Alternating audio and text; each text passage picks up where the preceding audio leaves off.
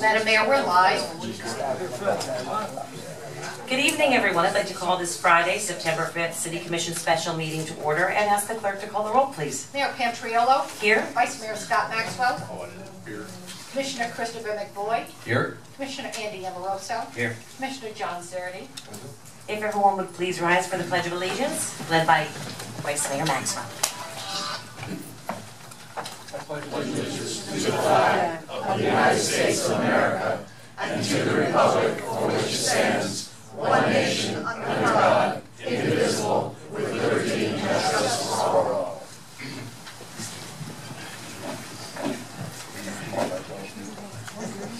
We have one item on the agenda tonight, and I'd like, before we start, if we could, ask with the commission, and if we could get consensus on this, since some of the issues we're going to be discussing are possible legal issues, any people that come up and share their experiences, if we might be able to ask them questions. Glenn, is that factory? In case any of the commissioners have questions? Is that okay? If you have any questions, then you can answer it right there to that one person before you change to another. The way it used to run. Is that okay? Consensus?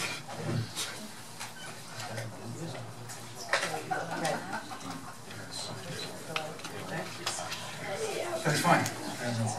Vice Mayor? Just in case you have a question of what the person asked. All right, we've got consensus, Pam. Thank you. All right, new business. I want to make very clear to everyone that tonight we're going to be talking, and the city attorney's going to talk about a couple things, but tonight we're going to be talking about the voting process, okay? We're not going to be talking about election results, pontifications on elections. We're talking about the actual going in and placing votes. So we will leave the comments to that. There will be no discussions on any other topics other than the voting process. This is very serious, and I would like to keep it exactly to that, and I expect that of my commission as well. Thank you very much. If I might, Madam Mayor, I do appreciate your focus, but as someone who was actually kind of shut down from speaking on a couple of occasions before in relation to this election, and as something that concerns, the issue that was before us, before the voters, was $60 million. I'm not sure that I agree with the idea that we should eliminate any discussion. It seems to me one of the messages we've heard was that we should have discussion. And I certainly received that as comments from a number of people. I think that we should have discussions, and I agree with that, but this is strictly about the legal processes that we're going to be discussing tonight. So we'll leave it to that, and we can have a follow-up meeting. We can discuss other things. But again, I'll have consensus on that. Well, you don't have consensus on that. And as you heard from this room, this community does not feel that way. And if you listen to the vote, it was a very evenly split vote, which indicates that there are a range of opinions. This doesn't have to do with the election results. This has to do with the election process. That's what we're here to discuss. Okay. That may be your agenda, but that is not necessarily the community's agenda. That's the agenda of this meeting. A little quiet in the chambers, please. We have important business to discuss tonight. Thank you. Okay, moving on. City manager, city attorney? Please. Okay.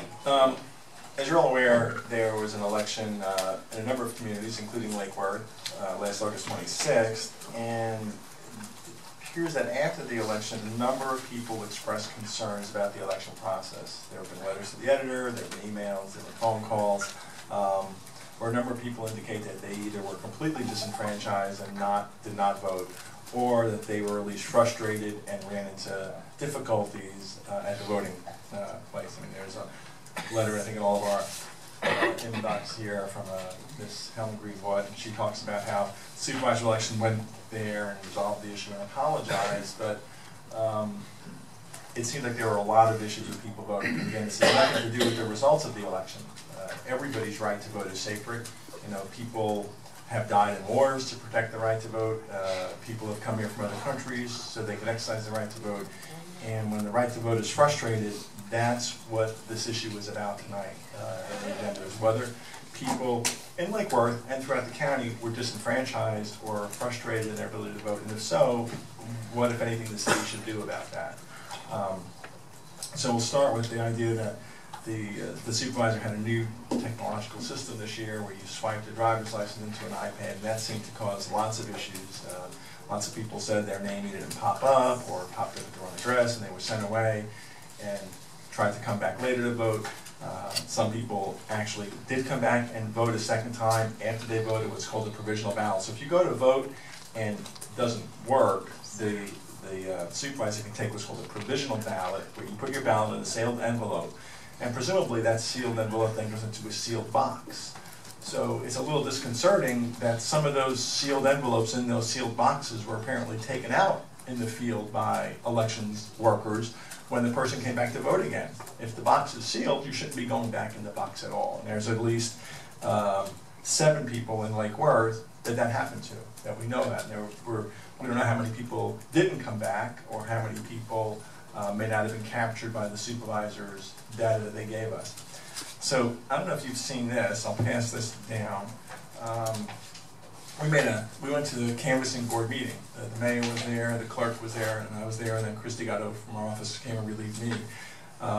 And a couple of people in the audience I noticed were there as well. And the meeting of the canvassing board is a sunshine law meeting. It's open to the public. Just like everybody here can hear my comments, they could hear the mayor and the commissioner's comments. That was not true at the canvassing board. If you were sitting in the front row, you would not hear what the canvassing board was saying because they were speaking very softly to each other about what they were going to do. And that's the way the meeting was. There was no microphone. There was no, there was a little tape recorder on the side. We made a public records request to get a copy of that tape, see how much really was heard. And the supervisor of elections and the other 2 people on the canvass board would have discussions about each ballot. They would see this form, the provisional ballot form, and they would look at it, and they would make a determination whether that person's vote should count or not. And again, it was difficult, if not impossible, to hear what they were saying and what was their reason. And again, as citizens, you all know you want to hear what your mayor and commissioners say and how they vote and why they vote that way. And in that case, you didn't even know how they voted sometimes. And I would ask questions, and she's not here tonight, but Christine Stapleton from the Post was there, and she got up a couple of times and said, "What's that? I mean, don't you think that we should know what you're saying?" And their answer was no. At least the supervisor's answer was no. So we made a request to look at all of the provisional ballots, and there were 30 of them in Lake Worth. And 14 of those 30, the individual that went to vote filled out this form perfectly. They did everything right. They signed their name. They listed all the information they had to, but they were not counted. They were not counted because one of the supervisor's clerical people in the field made a mistake. Now, I don't know about you, but if I go to vote and you make a mistake, why should my vote not count?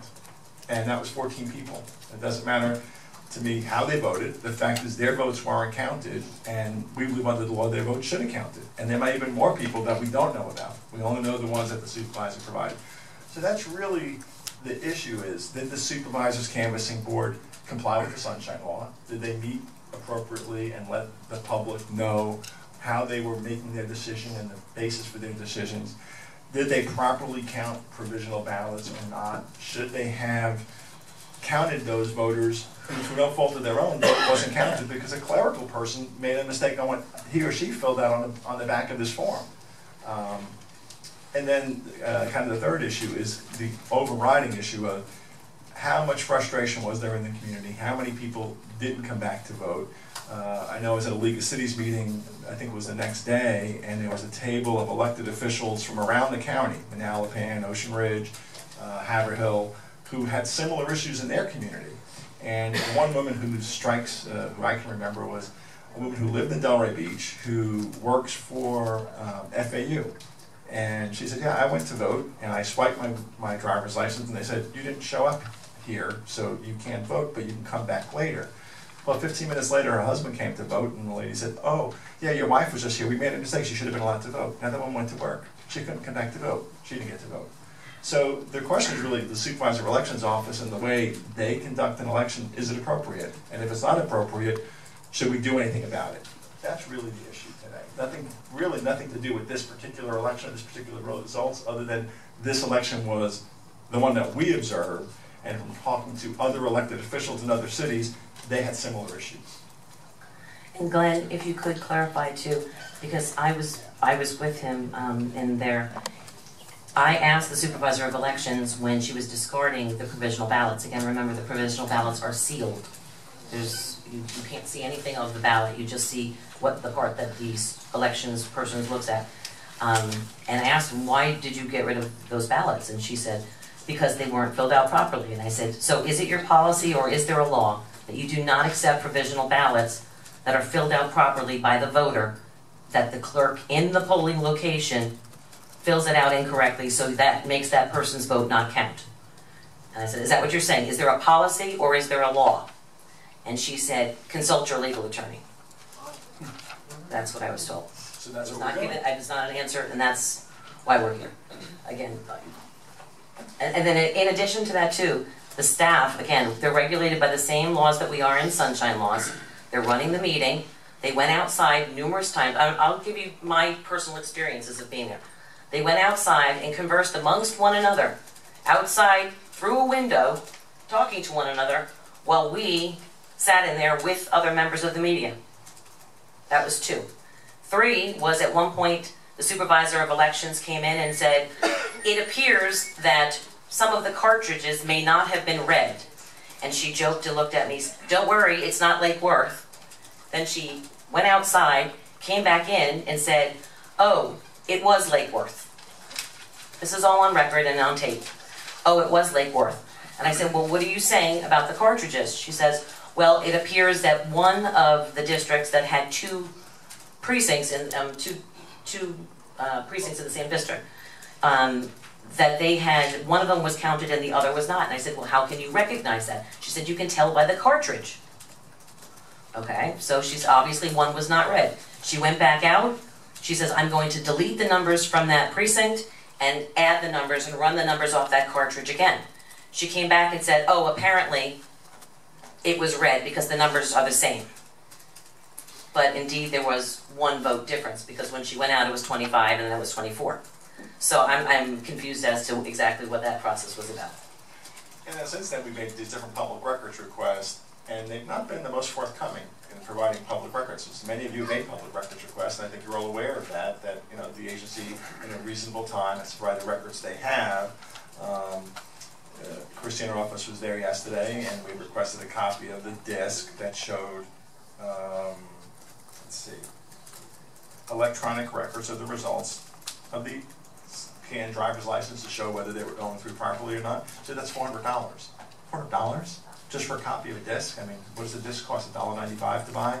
So, we're not looking to create a problem, so we wrote it back again today and said, please give us your justification as to why $400 for a public record.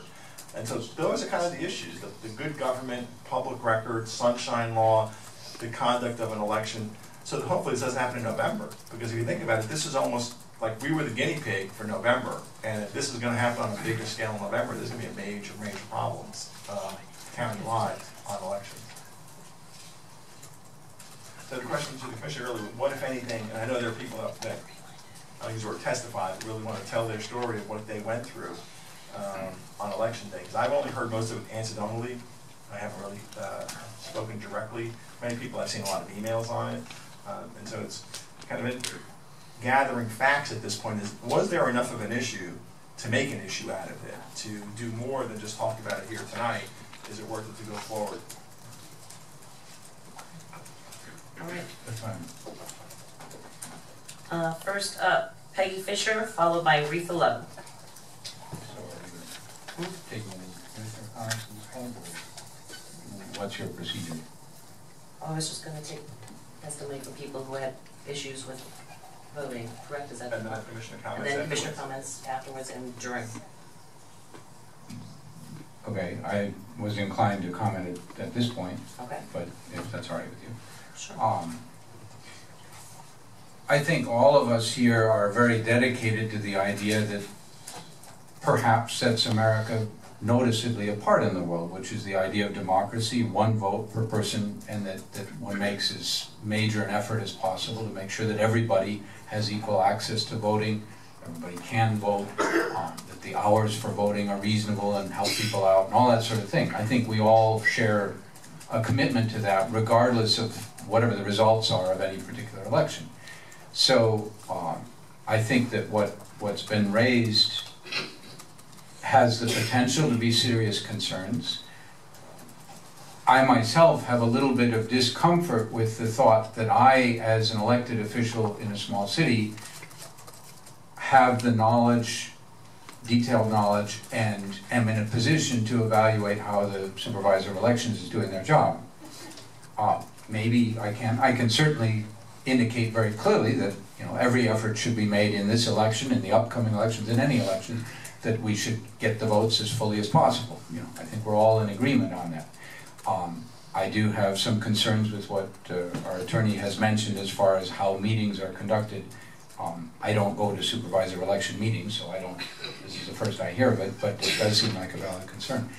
My sort of take a little bit on this at this juncture is, if this is a concern that is county-wide, then perhaps one of the things that we should do is hear from our citizens through this forum and through any other mechanism that we have, making sure that it's legally applicable so that people aren't wasting their time, but that it's useful somehow or other to the legal process if there is one. But that if it's a county-wide issue, which the supervisor is a county official, it seems to me we might want to step back a little bit and work with other communities and find out, are our concerns unusual? Are they similar concerns in other ones? And through whatever means we think is appropriate, collectively, we meaning collectively other communities in Palm Beach County, then proceed to the supervisor of elections and say, look, a bunch of us had these experiences on totally different elections, totally different issues, but we all had this.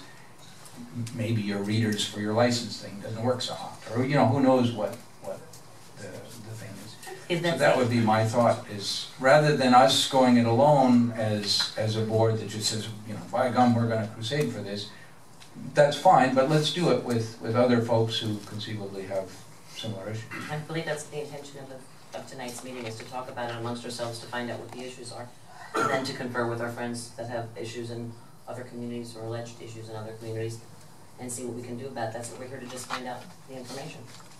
That's the whole purpose of tonight. Okay.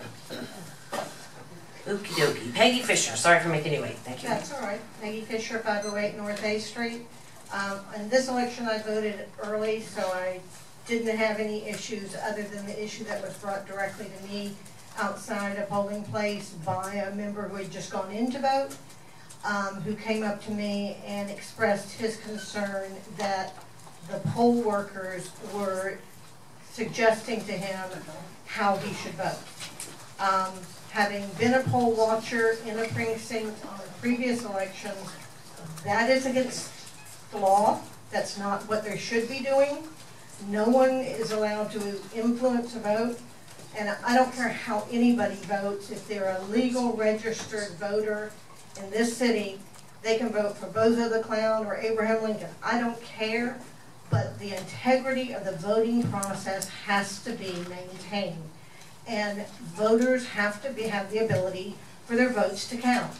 I watched in a precinct where provisional ballots were taken previously, and it was sealed. And I did happen to watch through the window as a precinct, or two precincts that were combined, were pulling ballots out of what I believe was a provisional ballot box, which, as you said, is supposed to be sealed. Those ballots are not supposed to come out of there. But ballots were being pulled out of all sorts of machines and bound up and put on stacks and moved from this stack to that stack. Again, it all goes back to integrity and letting everyone's voice be heard, no matter where they stand on an issue, no matter what issue it is. Everyone who's a legal voter should have the right for their vote to count. Thank you. Thank you. Madam Mayor, I was Yes, Commissioner. Are we going to, if we have questions as folks? Yeah, if people would stay up, I Ms. just want to make Fisher? sure we're clear on the process here. Yes. You know, so. if you wouldn't mind just stick around in case anyone has any questions. Do you have questions, Ms. No, Fisher? I'm just kidding. You just made it trip around. I do have a couple of questions based on. Vice Mayor, please. Peggy just suggested. First, I'll ask the city attorney. You know, Peggy has just said that she observed folks pulling provisional ballots out of a box. Now, I'm pretty sure I've voted often enough. I think they have it's a silver gray or gray box, metal box with a lock on it. And I'm pretty sure that's the box that they use to put provisional ballots in. Do you happen to know if the clerks have access to a key and whether they're authorized to go back into a box that's locked? And if so, I don't believe they're supposed to do that, and I think part of what my role, I think, tonight is to take down this information, and then if the commission says to move forward either alone or with other cities, go back to Peggy Fisher and say, okay, give me the name and contact info of some of these people, because if you're going to go to court at some point, that is one, and there are lots of remedies. Everybody talks about different avenues, but if court is a remedy, then those people are going to testify or file affidavits, because you can't have hearsay in court that says, I observed. Now, if you saw it with your own eyes, that's different. You would be doing the affidavit that I saw provisional ballots taken out of a box. You said poll worker suggested someone how they vote. I'd obviously want to talk to that individual, Johnny Smith, and say, Johnny Smith, tell me, when and where did that happen? Can you identify that poll worker? Because, again, if those kind of things are happening, I think everybody's outraged, because that's not what's supposed to happen in America. You know, this isn't Russia, this isn't a country where the elections are predetermined by the state, and those are the kind of issues that cause a problem. If there's not, if it's an isolated instance, if this happened 3 voters out of 3,000 voters, realistically it's not much. But if it happened to 50 people out of 3,000 voters, that's a lot of people. That's 1 or 2% of all the voters that had their votes not counted properly and not had the opportunity to vote properly. So I think a lot of this is fact gathering as to what are the facts out there. How much of an issue is this? Did you follow up, Vice Mayor?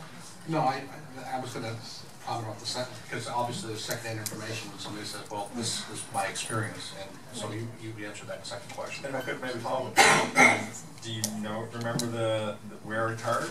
Which polling place it was? It was the church on K Street, College Park. Where it was pulled out of the box?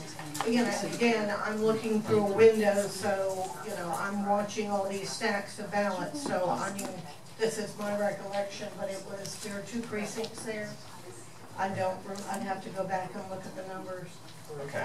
But there were a number of ballots being stacked on tables, put together, pulled out of the box, and then there was someone else dealing with what looked like the provisional stand. It may have been a totally different stand. Again, and then the person who came up to me and spoke to me did not tell me his name, so I share that information. I'm not going to answer people's names publicly. That's not right to put people on the spot that aren't here, but I would ask you that later on. All right, thank you. Retha Lowe?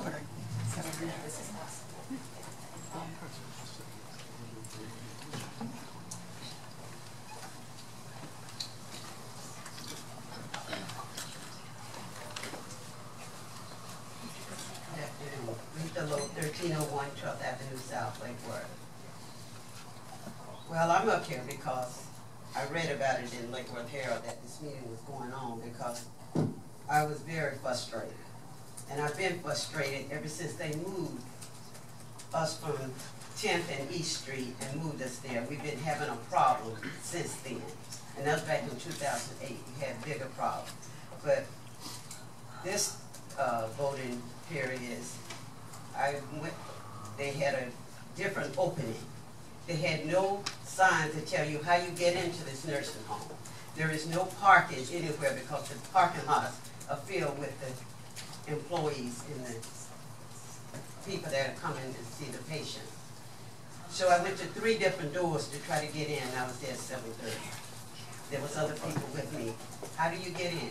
I didn't know. So I finally went around to going into the nursing home and walked in, and there was 3 or 4 people in there. And I get really frustrated when I see problems ahead of time.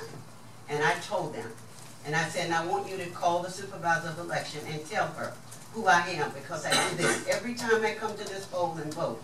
And I've been in this town 40 years. And every time I go to the poll, there's a problem. And the first problem, there's no way to let people know how you get in and out. Oh, well, we'll put a sign out, don't get upset. So it takes 3 of them to go outside and put up a sign, entrance sign, to get in. When I get in, I have my ID with me all the time. It took her about 6 or 8 times to zip-zap across there. It did not work. And I did get angry. And I said a few other things too. And when they finally said, well, we'll find it. And they said, okay, now you can vote. So I voted. There was people behind me. They turned away at least 3 or 4 other people behind me. Oh, your name doesn't show up.